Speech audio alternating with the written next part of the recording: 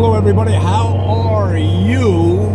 How is everything in your world? I hope good. Guys, we're heading down the 44, heading west back to Los Angeles, and back at the truck stop there where I got my McDonald's breakfast, they were telling me you got to do a video on Sarcoxie, Sarcoxie, and it's got an amazing story. I thought I'd share it with you guys. Sarcoxie is a town. Now here we're coming up on, I think you can see it on this sign right here. It's going to be 3 miles. It says Sarcoxie, 3 miles, Joplin 25. And we're going to have a separate video on Joplin, which actually several people have asked about Joplin. If I could go through the history of that community. So let's start with Sarcoxie. Sarcoxie, very fascinating because the town was founded by a university professor who was sort of a every man's Indiana Jones in a way, because he spent most of his life chasing rare and valuable and, you might say, exotic artifacts throughout the Middle East, Egypt, and many other points around the globe. One of the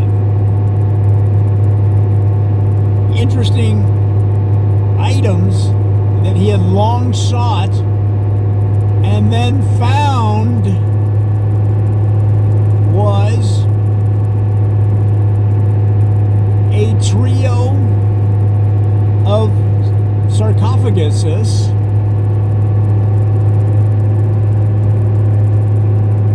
that had eluded him for many years. And one summer, during his break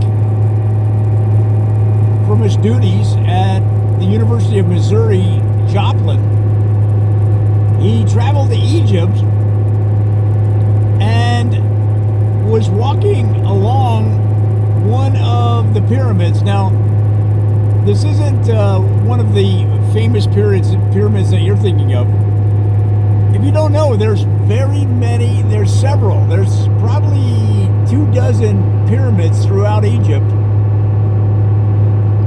And he was walking along one of them when the walkway that he was on, the well-traveled path that people had walked for centuries, he was probably 1/3 of the way up the pyramid, walking along the side. It gave way and he fell down a chute into a secret passageway. Now, it doesn't go on a 2-hour Indiana Jones movie from there, but he found himself in an unbelievable treasure trove of diamonds, rubies, minerals, gold, and yes, the trio of sarcophaguses that he had long sought since he first read about them at 12 years old in National Geographic. He was like, wow, unbelievable. Now, the problem was he broke both legs in the fall. The good news is he still got reception down inside the hidden chamber and was able to easily call for help. It wasn't that big of a rescue mission, but it was a hell of a find and an incredible treasure trove. Now, you might say, well, probably he's rich, right? Well, if you find ancient artifacts in a land like Egypt, you can't just put them in your suitcase like at Disneyland and take them home. If you try that, they're going to stop you in the airport and they'll say, hi, how are you? case here, this urn that, where did you get this urn? Oh, yeah. You know, it's a funny thing about that urn. My family and I were traveling through Egypt, and we came upon one of those gimmick shops on the side of the highway selling, like, you know, plastic snakes. And they had these urns. Man, you wouldn't believe it. This urn was only like American, like $10. But look at it. Very nice. And the customs official might say, you know, it's a funny thing you mentioned, because this urn looks an awful lot like a priceless urn that the top archaeologists in Egypt have been looking for over 300 years, and was thought to have been lost during the time of Tutankhamun. So that puts the worth of this urn at probably around $400 or $500 million. That wouldn't be the same urn, would it? You're like, no, man. I got this at the side of the road. They had the plastic snakes. They had those fake baskets. They had a flute you could play.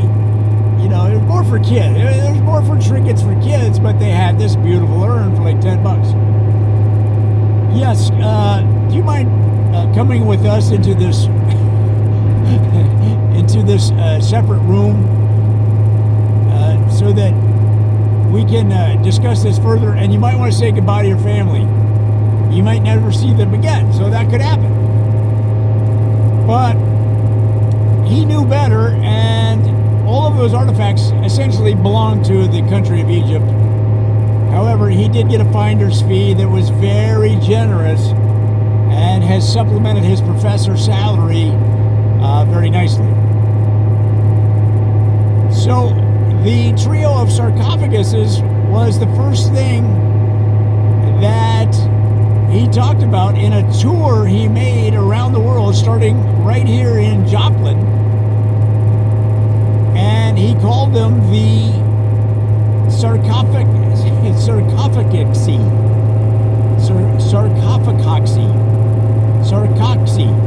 He called them the Sarcoxie. And subsequently, when he moved from the trailer he was in, that it was all he could afford as a grad assistant, he built a house outside of Joplin, way out here. A very nice home, probably not as big as a home you might find in a big community like a mansion, but 4,000 square feet is lots of room, and he named the area Sarcoxie after those three sarcophaguses, or as some people say, the plural of sarcophagus is Sarcoxie. An amazing story, and again, another thing that I would never have known unless my ears and eyes were open, and I was down in the streets and avenues, the highways and byways, the nooks and crannies of America, getting you guys the fascinating stories that you're never going to hear anywhere else. This has been another Joe Ditzel parody video. Come on back for so many more, guys, as we head west back home. And I'll see you then.